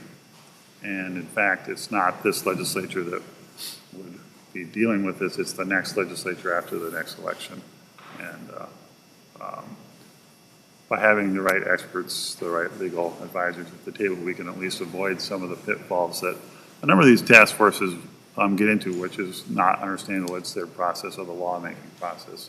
And that would be one of the goals that we would bring to the table, is to try to help integrate the outside experts with some of the internal process. And I worked on dozens of these, and some of them were great, and some of them didn't work very well.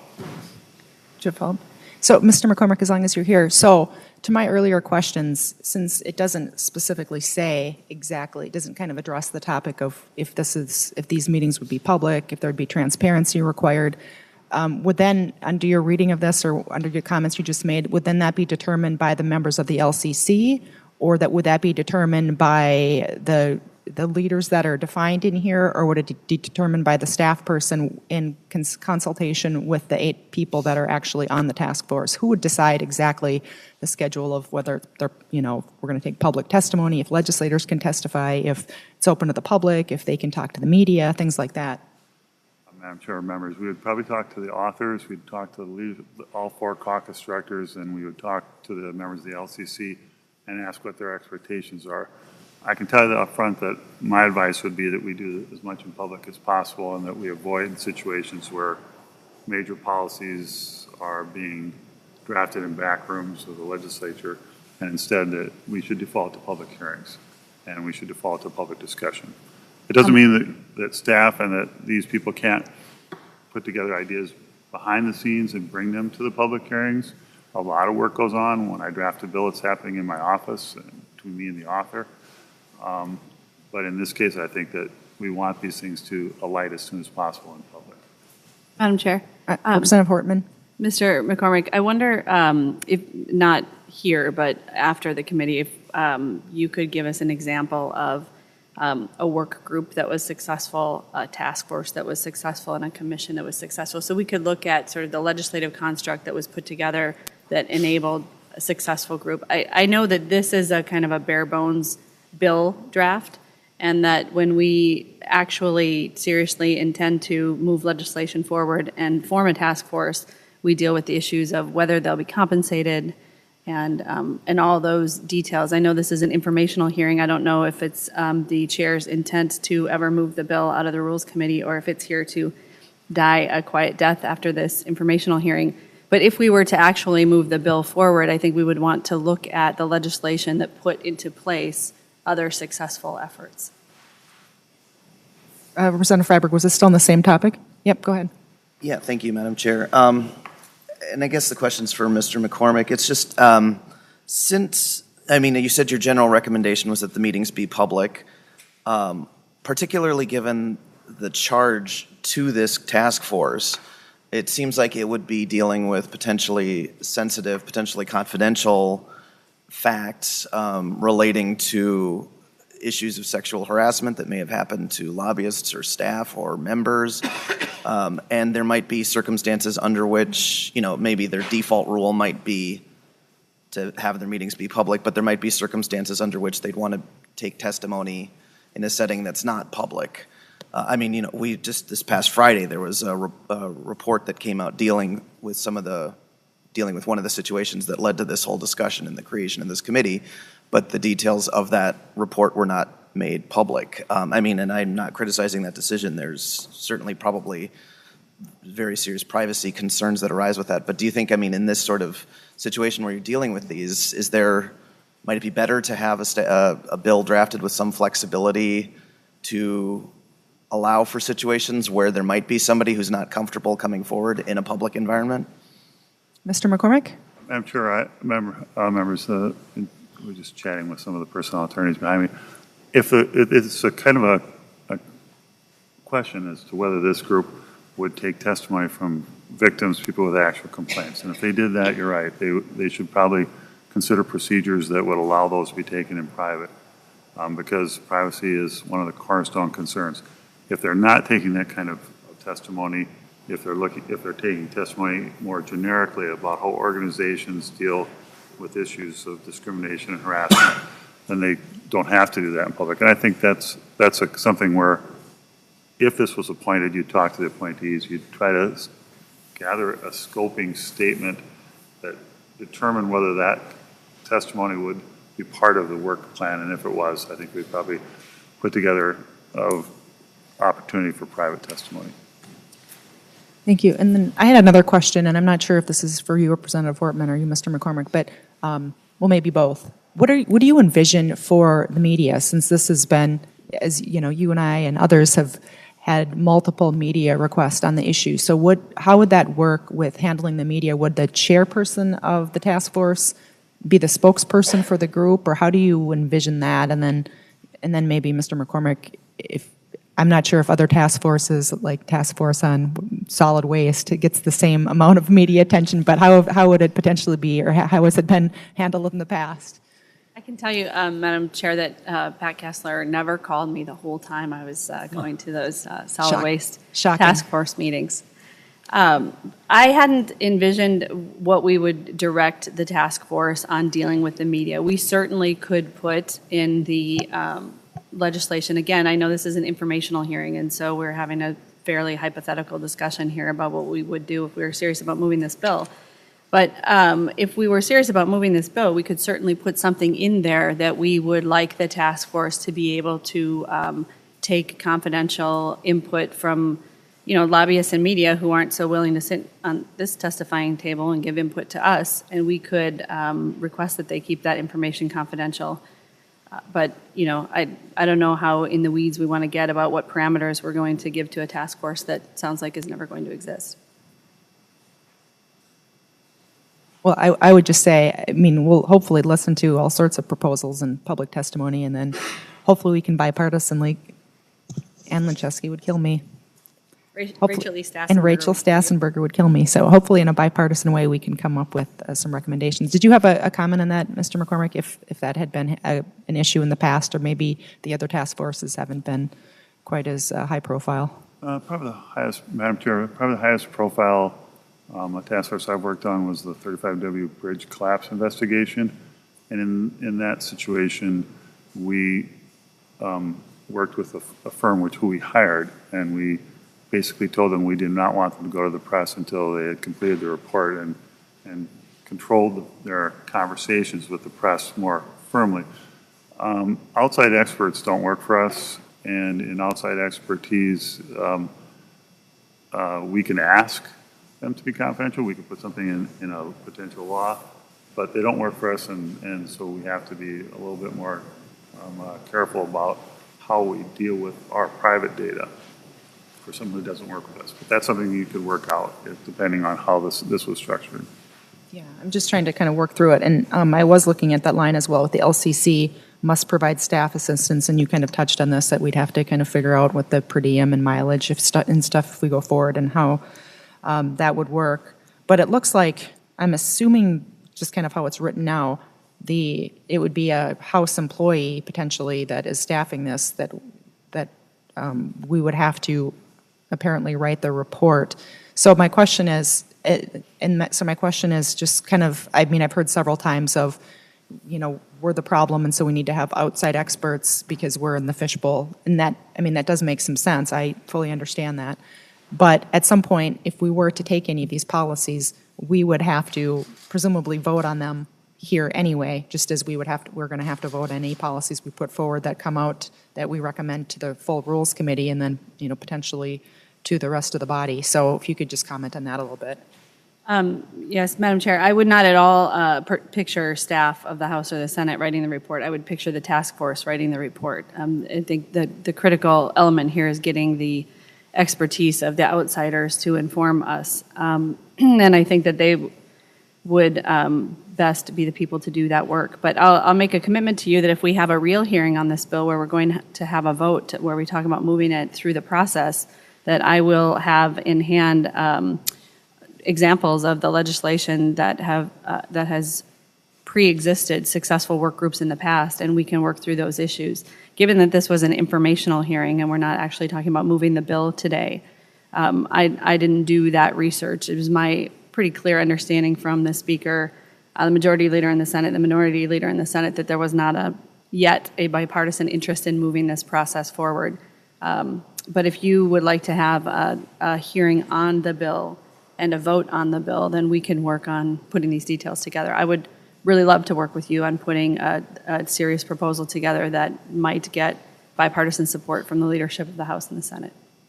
Hopefully we'll put together some policies or procedures that make this a better and safer workplace. So, well, thank you. Is there any more questions on this bill? And then Representative Hortman, you also have the rules change proposal. Did you want to go through that as well?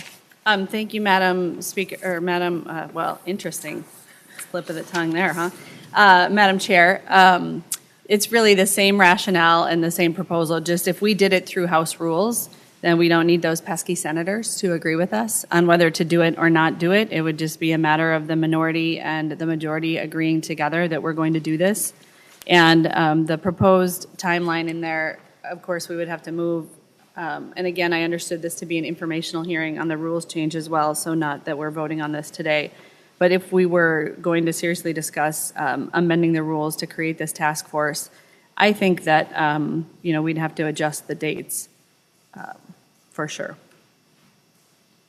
Yeah, Representative Hortman, since these, they're supposedly permanent rules until the next, Rules Committee, and this is only, the task force you're looking at just for a short period of time, correct? That's correct. Okay, all right. All right, well, I don't think I have any additional questions. Does anybody else have any questions? Thank you, Madam Chair. Thank you so much. Okay, as I mentioned earlier and in our previous meetings, we want to make sure that we have opportunities for members of the public, and we will have, I think next week, is it next week that we have the evening session? Next Tuesday, we will have an evening session, but no, it's next Tuesday. So that way we'd have people that could come during the day, and we thought if people couldn't come during the workday, that they'd be able to come during the night. But we do have some people here today. Carolyn Palmer and Terry Walker McLaughlin are here to testify. So if they could please come forward and give us their thoughts, we'd really appreciate it. Thank you for coming. We really appreciate hearing your perspective. And then before you begin, if you could just introduce yourself so we have it on record.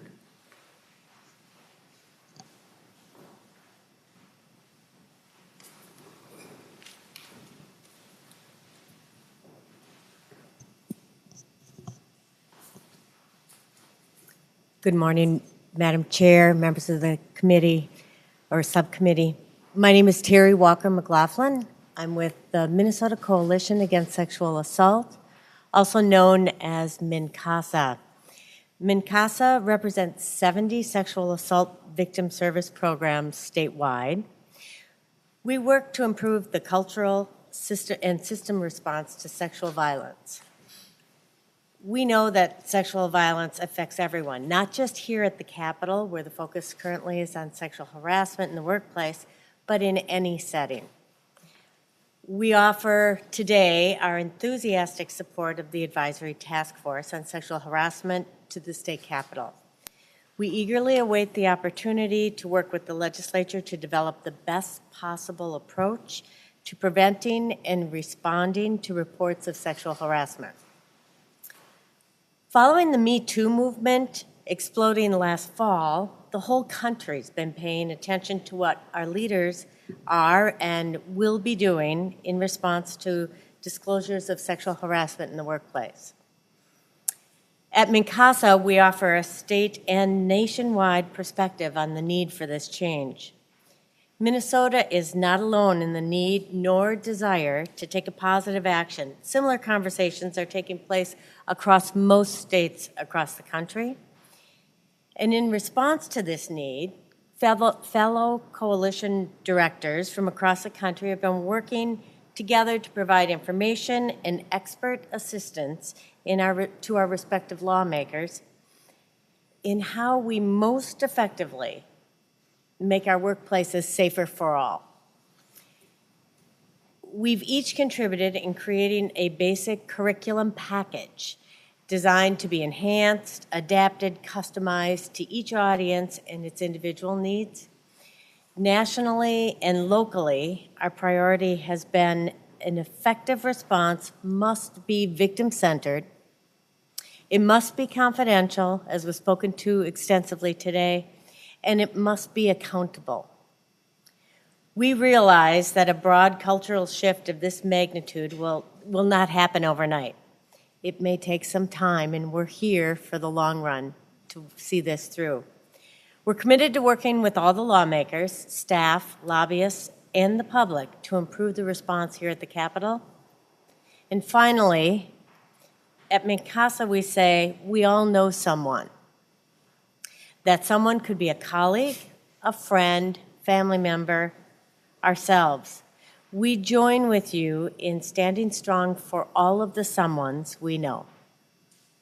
I'd welcome questions at this point. Questions? Representative Hortman. Thank you. You mentioned a basic curriculum package. Could you just talk a little bit more about that? Ms. Walker McLaughlin? Yes, Madam Chair, Representative, the coalition directors meet and discuss issues on a national basis regularly. One of the things of discussion recently, as you might imagine, has been the Me Too movement and the concerns with state government, state legislatures, with regard to how we can best address the work within our home states. Many state legislatures have gone to their coalition and said, please help us define a curriculum that serves the purpose that you speak to so often. That being, it must be victim-centered, it must take into account various marginalized communities and serve all of the peoples that we work with. This discussion started last November and has been continuing. We gathered together in December over several conferences and started to develop a curriculum. That base package of curriculum, the instructions, the PowerPoint, and the discussion around that has just been released to all of the coalitions. We're going to continue to be working on this, but it's ready to go and at least be delivered or considered for amendment and inclusion in practices that the various states may take on. Representative Hortman? Thank you. So it's like training for legislators and training for the executive branch on anti-harassment, anti-discrimination? Ms. Walker Yes, McLaughlin? it is, and it can be specifically adapted for that. It can also be adapted for other environments as well. That's the design, to make it serve the community that it's focused on, just like was spoken to the critical need for that earlier. Thank you. I would now like to introduce, Madam Chair, my colleague, Caroline Palmer. Caroline is our public and legal affairs professional manager. Caroline? Welcome to the committee. Thank you, Madam Chair, members of the committee. My name is Caroline Palmer. As you heard, I'm the Public and Legal Affairs Manager at the Minnesota Coalition Against Sexual Assault. I want to thank everyone here for taking such a strong interest in working to address sexual harassment in the House. I'd also like to take this opportunity to just comment a little bit on some of the proposals, as well as give you some additional context with conversations that are going on around the country. And I think as we've all heard in all of these meetings, and especially from some of the attorneys who were speaking earlier, there is great complexity in this process as you're balancing victim rights as well as due process rights, and we fully appreciate how complex this conversation is. I did note a few weeks ago that you heard from the National Conference on State Legislatures, and I think they do have a very good start on a comprehensive list of recommendations for policies and trainings, and these are points that we have been talking about with our sister coalitions around the country, and I think that is a good resource. I also wanted to highlight the Equal Employment Opportunity Commission report, which we actually provided to the committee today. This is a report that the EEOC put into place with the National Sexual Violence Resource Center, which is located on the East Coast. And that is our major resource for all of the state coalitions. And we thought this might be a helpful tool as you're continuing to walk through your process. One of the things that it points out, and I think some of the earlier testifiers pointed out too as well, is the great importance of doing a survey of your climate and understanding the sort of workplace and what key issues are that people are concerned about. And of course, it's an anonymous survey. At MNCASA, we work quite a bit with system change in different disciplines across our communities. We do sexual assault response teams that bring together law enforcement, attorneys, and other folks who are in the system response. And one of the first things they do is a needs assessment to understand what they're dealing with in their communities. They then set up protocols and processes, then they evaluate it, and then they start all over again. It really is a circular process. So we're hoping that's something you might consider building into the work that you do here. I think everybody has touched on pretty well the concerns about training, and it's all about culture change. We know that you can have very excellent trainings on avoiding, liability, how to set up a process, but culture change is really the biggest part of this, and the EEOC report that I provided actually provides a pretty extensive section on talking about how to integrate that into the work. With regard to the task force proposals that we're seeing come forward, just a couple of key things I wanted to note. I think it's definitely understandable about not having lobbyists involved in the process. However, some of the victim advocacy organizations such as MINCASA and others are lobbyists on our staff. And so we just wanted to be clear if you are considering lobbyists, just the lobbyists themselves who work for these organizations or the organizations as a whole, because we definitely want to be a resource to you as you work through this process. With regard to victim privacy and confidentiality, again, great conversation about that today. Within the statutes, and certainly this is in the context of the judicial branch, but I think it's worth noting here as well, there are privilege statutes under 595.02 subdivision K for sexual assault advocates and the clients that they work with. And so we would want to make sure as the conversation continues that those privilege issues are addressed and noted as to how they would be looked at in this particular process. And then finally, I think I've heard also from the committee today a great deal of commitment for ongoing work beyond task forces. And again, culture change takes a very long time. And we definitely appreciate all of the commitment here to looking at these complex issues and stand ready to help in any way we can. Thank you. Thank you so much. Any questions from members? Well, thank you so much for coming today. We really appreciate it, and we look forward to getting any additional resources that you may have. Thank you. Thanks. Okay, members, so again, we'll be meeting next Tuesday, March 20th.